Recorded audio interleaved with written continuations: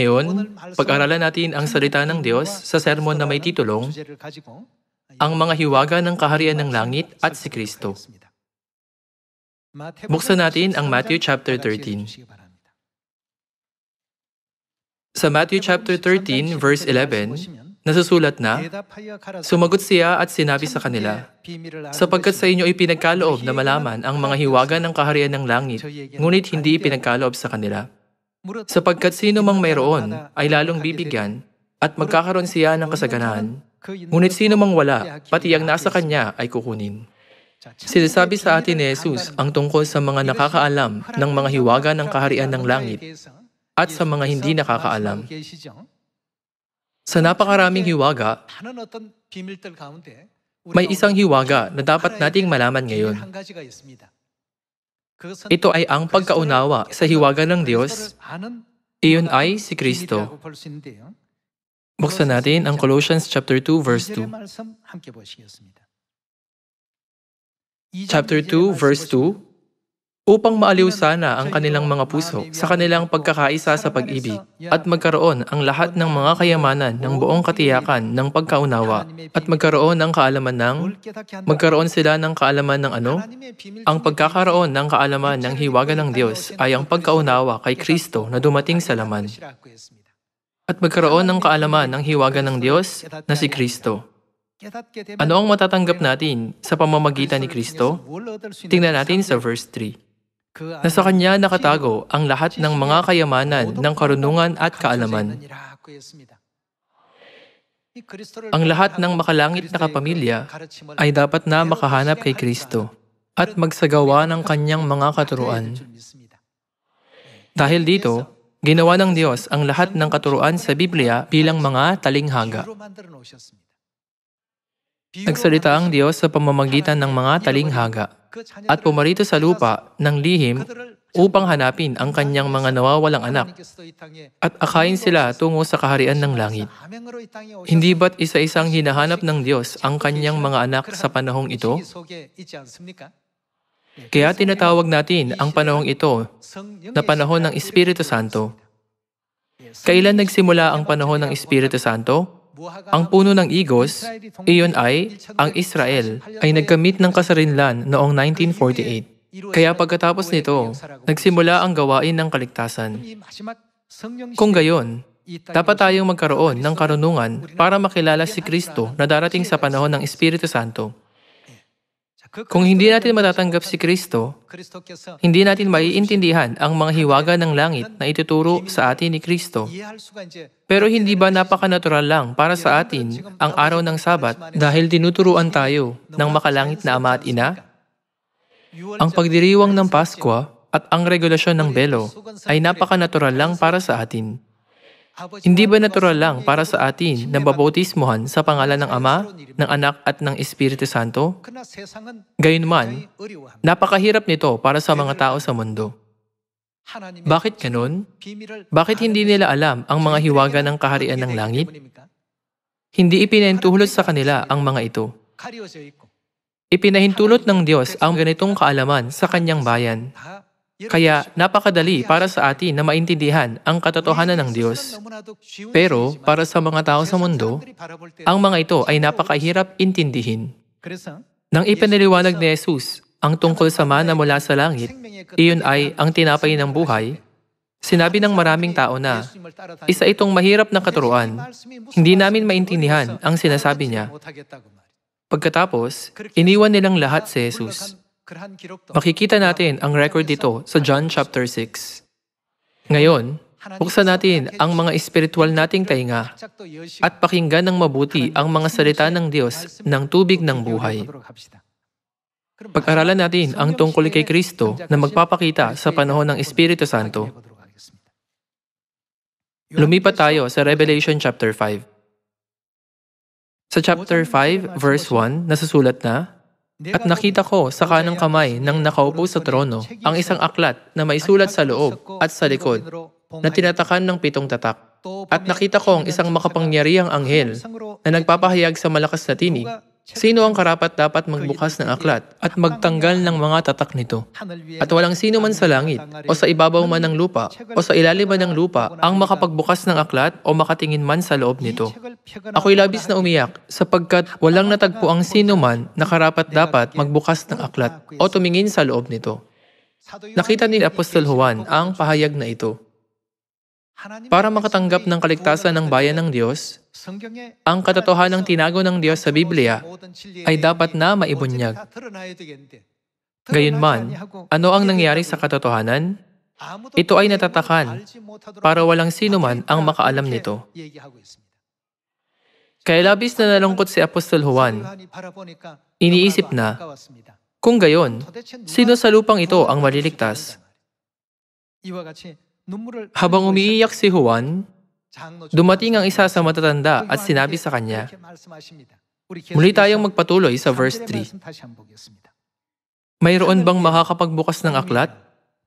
At walang sino man sa langit o sa ibabaw man ng lupa o sa ilalim man ng lupa ang makapagbukas ng aklat o makatingin man sa loob nito. Verse 4, ako ay labis na umiyak sapagkat walang natagpo ang sino man na karapat-dapat magbukas ng aklat o tumingin sa loob nito. At sinabi sa akin ng isa sa matatanda, huwag kang umiyak. Tingnan mo, ang leon sa lipi ni Juda, ang ugat ni David, ay nagtagumpay upang mabuksan niya ang aklat at ang 7 tatak nito. Inaliw ng isa sa matatanda si Apostol Juan. Sinasabi na, tanging ang ugat ni David, ang may otoridad na buksan ang salita ng buhay ng Diyos. Kung gayon, sino ang ugat ni David? Sa paglipat sa Revelation chapter 22, tignan natin kung sino ang ugat ni David. Sa Revelation chapter 22, verse 16, nasusulat na, akong si Jesus ay nagsugo ng aking anghel upang sa inyo'y magpatotoo ng mga bagay na ito sa mga iglesia. Ako ang ugat at ang supling ni David. Sa Revelation chapter 5, sinasabi na, ang ugat ni David ang makakapagbukas ng aklat at ng 7 tatak nito. Kung gayon, sino ang dapat na dumating para malutas ang hiwaga ng Diyos? Dapat na dumating si Jesucristo, ang ugat ni David. Nang nakita ni Apostol Juan ang pahayag na ito, mga 60 taon na ang lumipas mula nang umakyat sa langit si Jesus, na isinilang sa Bethlehem at nagsagawa ng kanyang ministeryo sa Nazareth. Kaya ang Jesus na tinutukoy dito ay hindi ang unang pagdating na Jesus. Ito ay tumutukoy sa ikalawang pagdating na Jesus.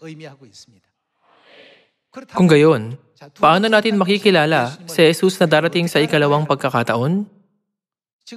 Sa mga araw ngayon, may maraming bulaang Kristo.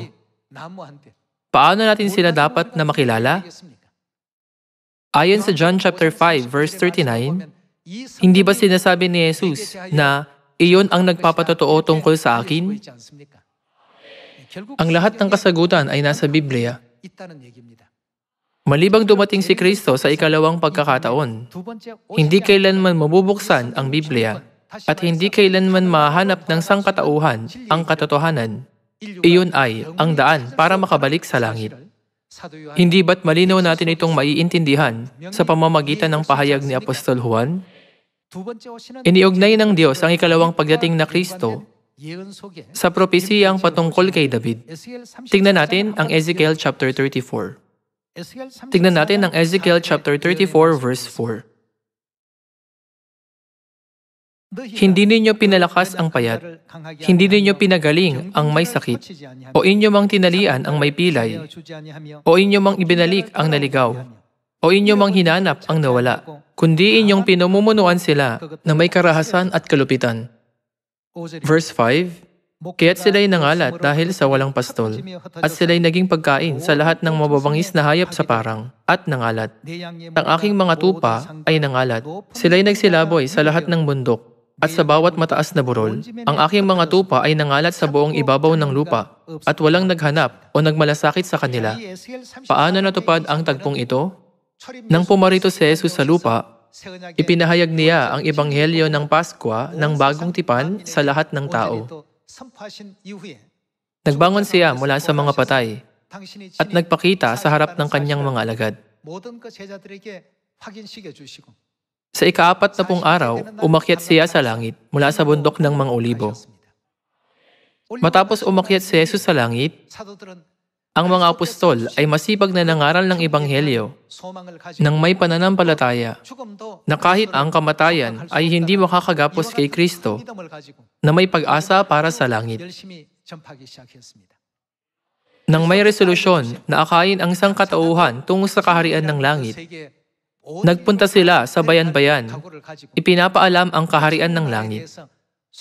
Sa madaling salita, nangaral sila.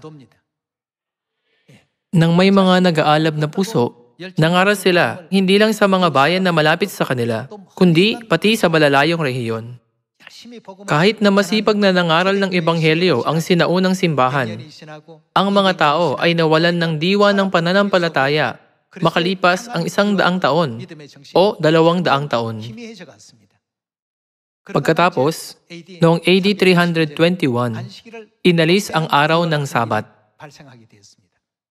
Sa panahong iyon, ang Mitraismo na naniniwala sa Diyos-Diyos ang araw, ang naging pangunahing relihiyon sa Roma. Dahil maraming tao sa Europa at sa Asya ang naniniwala noon sa Kristyanismo, sinubukan ng mga namumuno na pagsamahin ang mga relihiyosong usapin at ang politika. Sa prosesong ito, lumitaw ang linggong pagsamba. Sunod, ano ang nawala noong AD 325? Inalis ang Paskwa. Gaya ng nakapropesiya sa Ezekiel chapter 34, ang mga tupa ng Diyos ay nangalat, nagsilaboy sa lahat ng bundok. Gayunman, dahil walang pastol, ang lahat ng kaluluwang pinabayaan ay naging mga biktima ni Satanas.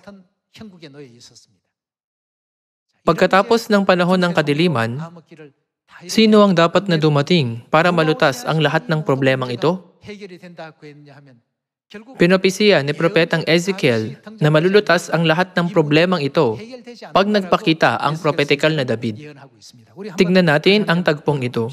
Tignan natin ang chapter 34 verse 6. Ang aking mga tupa ay nangalat, sila'y nagsilaboy sa lahat ng bundok at sa bawat mataas na burol. Ang aking mga tupa ay nangalat sa buong ibabaw ng lupa at walang naghanap o nagmalasakit sa kanila. Dahil walang naghahanap sa mga tupa, nakapropesiya na ang Diyos ay darating sa lupang ito sa laman. Tignan natin sa verse 9.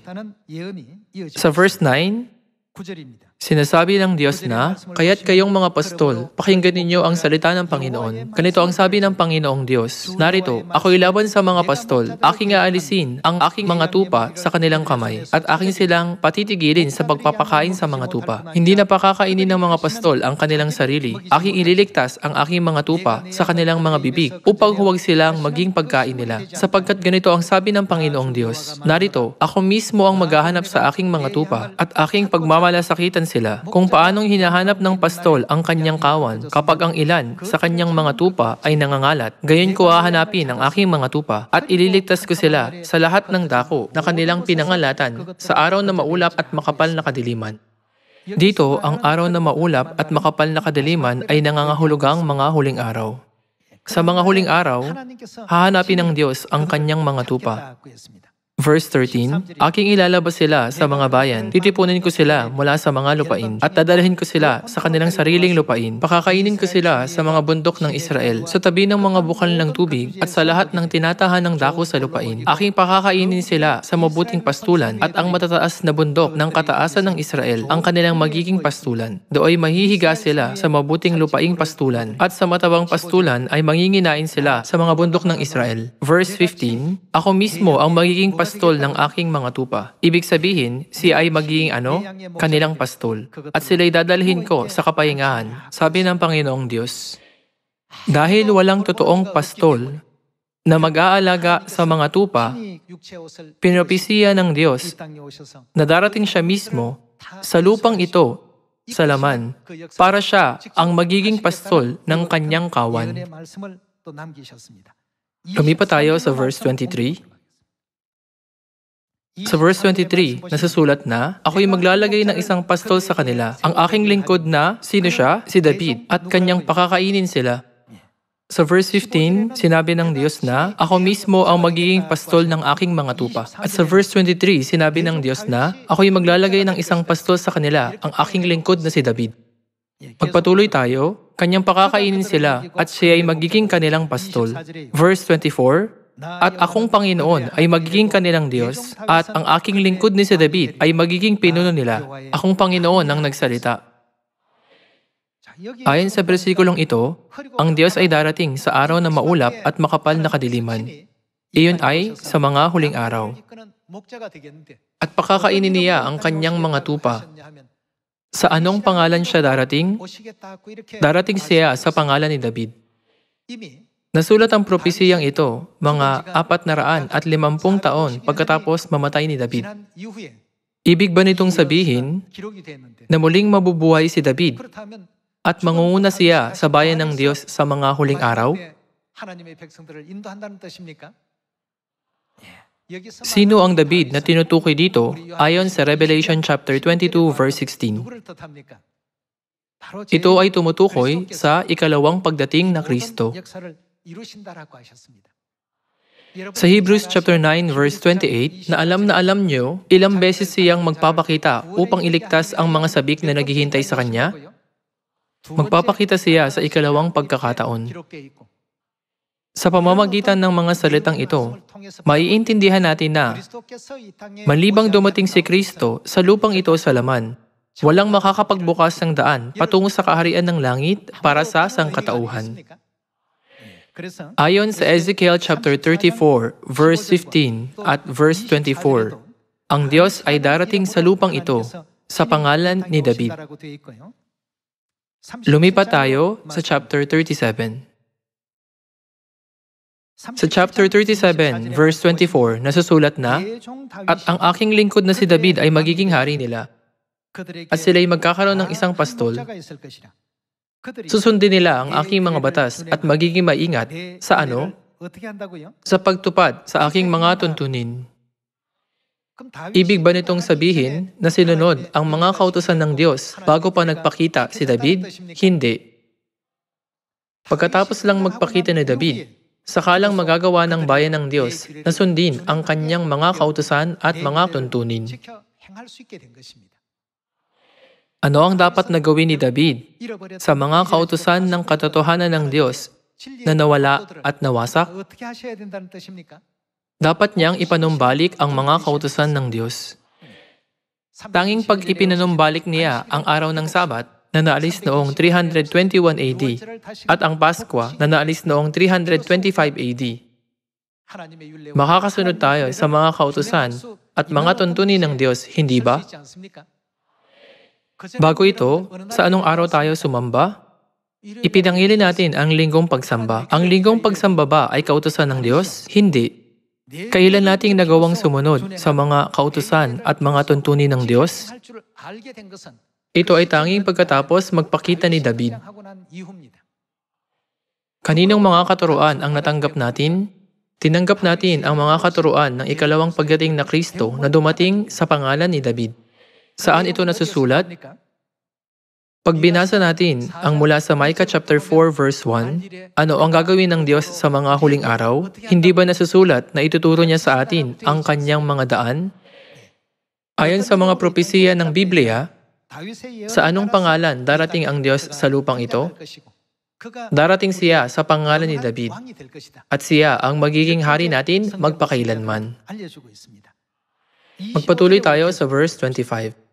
Sa verse 25, nasusulat na, sila'y maninirahan sa lupain na tinirahan ng inyong mga ninuno na aking ibinigay kay Jacob na aking lingkod. Sila at ang kanilang mga anak at ang mga anak ng kanilang mga anak ay tatahan doon magpakailanman. Si David na aking lingkod ay magiging kanilang pinuno hanggang kailan siya maghahari magpakailanman. Ang haba ng termino niya sa ministeryo ay hindi matatapos pagkalipas ng 5 taon. Siya ay magiging kanilang pinuno magpakailanman. Verse 26, makikipagtipan ako ng kapayapaan sa kanila kanila. Ito ay magiging anong uri ng tipan? Tipan na walang hanggan sa kanila. Sila ay aking pagpapalain at pararamiin at ilalagay ko ang aking sangtuaryo sa gitna nila magpakailanman. Ang aking tirahang dako ay magiging kasama nila at ako'y magiging kanilang Diyos at siya ay magiging aking bayan. Kung hindi nagpakita si David, hindi tayo kailanman magiging bayan ng Diyos. Ito ay dahil wala tayo sa Diyos o sa Zion. Dahil hindi maitatag ang Zion malibang dumating si David, paano tayo mananaan sa Zion? Paano natin masusunod ang mga tuntunin, mga regulasyon, at mga kautusan ng Diyos?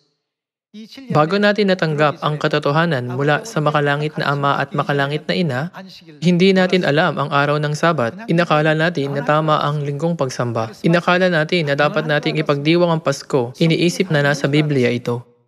Marahil na nasa Biblia ang mga ito dahil ipinapangilin ng lahat ng mga simbahan ng mga ito. Gayunman, walang mga ganoon sa Biblia.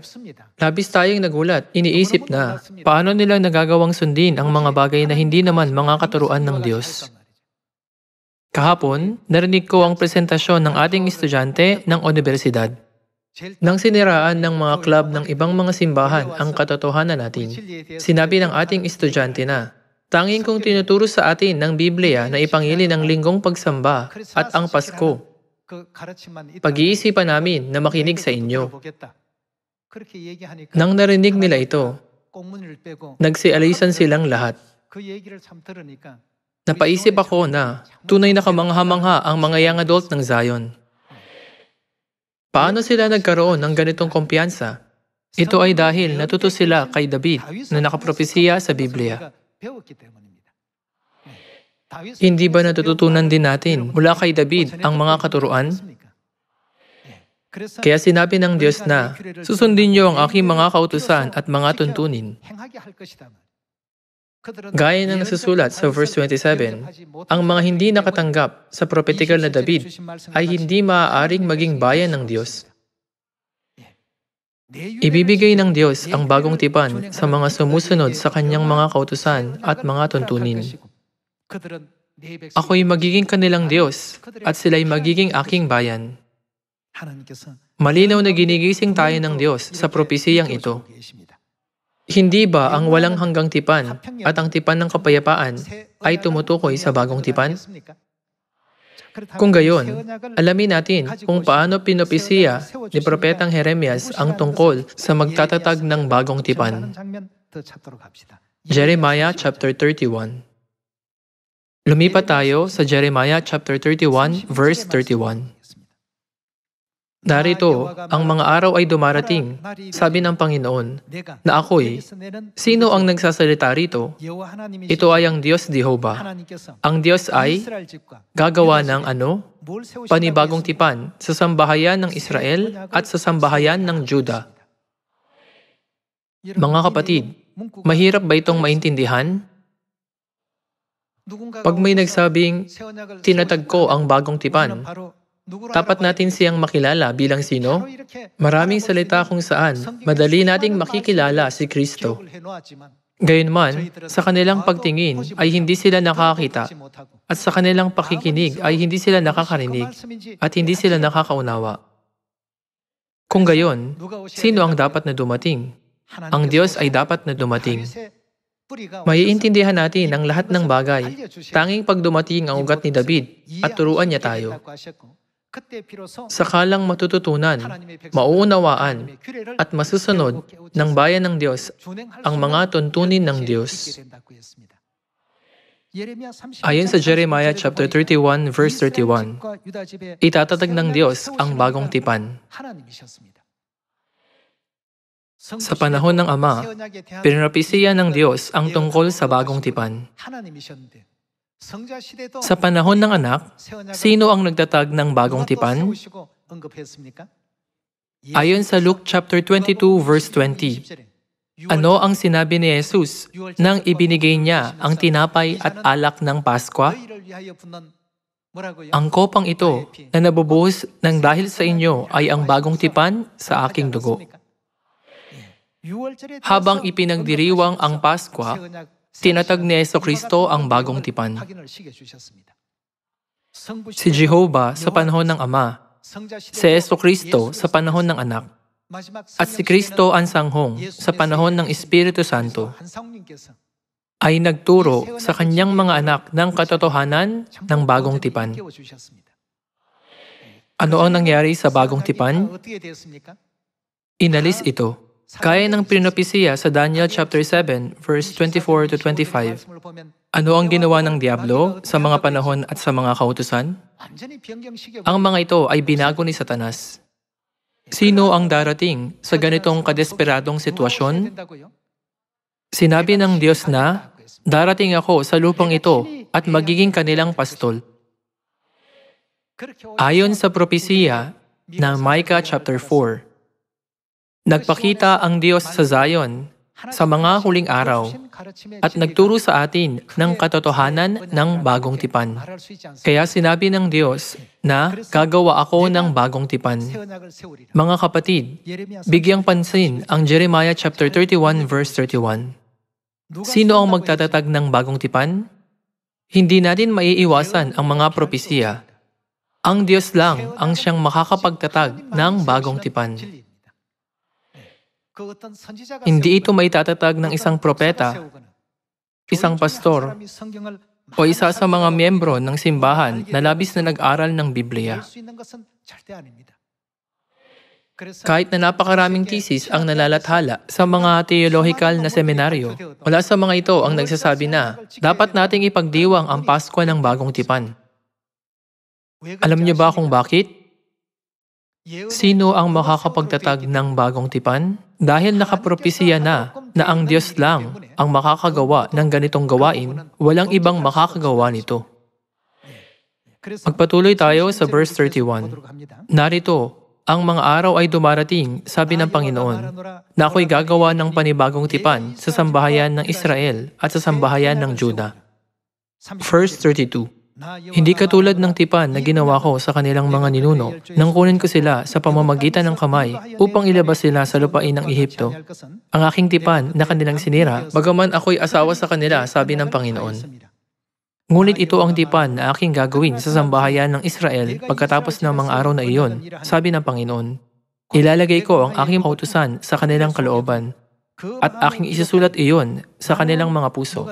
At ako'y magiging kanilang Diyos, at sila'y magiging aking bayan. Mababasa natin ang parehong propesiya sa Ezekiel chapter 37.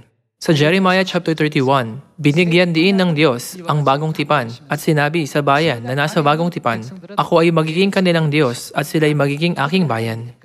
Sa Ezekiel chapter 37, sinabi ng Diyos na magpapakita si David at sa pamamagitan ni David, ang bayan ay susunod sa mga kautusan at mga tuntunin ng Diyos.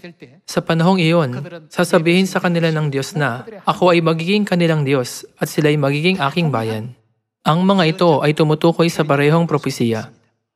Sino ang nagturo sa atin ng daan patungo sa buhay na walang hanggan at nagbukas ng daan patungo sa kaligtasan at tungo sa kaharian ng langit sa pamamagitan ng katotohanan ng bagong tipan? Kung gayon, sino si Kristo ang Sanghong? Pumarito siya sa lupa alinsunod sa mga patotoo ng Biblia at ng mga propeta. Siya ay ang ating Diyos. Hindi ba ito nabanggit ni Propetang Isaias sa Isaiah chapter 25? At sasabihin sa araw na iyon, ito'y sino siya? Ating Diyos. Hinintay natin siya at ililigtas niya tayo. Hindi ito ang panahon ng Ama o ang panahon ng Anak. Hanggang sa pumalupa ang ugat ni David sa panahon ng Espiritu Santo, hindi kailanman matutuklasan ng mga tao ang katotohanan ng makalangit na Ina. Sino ang makakapagturo sa atin ng katotohanan ito? Ayon sa mga propesiya ng Isaiah at ng Genesis chapter 3, dapat na ituro ng Diyos Ama ang katotohanan ito sa kanyang mga anak. Ibinigay pa niya sa atin ang kanyang sulat kamay na tala kung hindi maiintindihan ng mabuti ng kanyang mga anak ang Biblia. Sinunod ni Eliseo si Elias. Sinunod ni Josue si Moises. Sinunod ni Pedro si Jesus. At ako ay sumusunod kay Ina. Kinumpirma ito ng makalangit na Ama sa kanyang sariling mga sinulat. Gayunman, nagsasalita ang mga tao ng mga mapanirang salita tungkol sa Diyos Ina.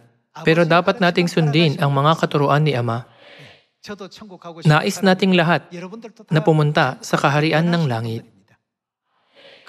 Hindi ba ito ang dahilan kung bakit hindi tayo maaaring tumigil sa paglakad patungo sa langit kahit na may mga paghihirap? Ito ay dahil ito ang daan ng katotohanan. Hindi tayo dapat na sumuko sa landas na ito dahil ito ang daan patungo sa langit na ginawa ng Diyos. Umaasa na pananatilihin ng lahat ng miyembro ang kanilang pananampalataya sa mga katuruan ng makalangit na Ama na katotohanan ng bagong tipan at sa makalangit na Ina na realidad ng bagong tipan hanggang sa pumasok tayo sa langit. Nais kong tapusin ang sermon ngayon. Maraming salamat.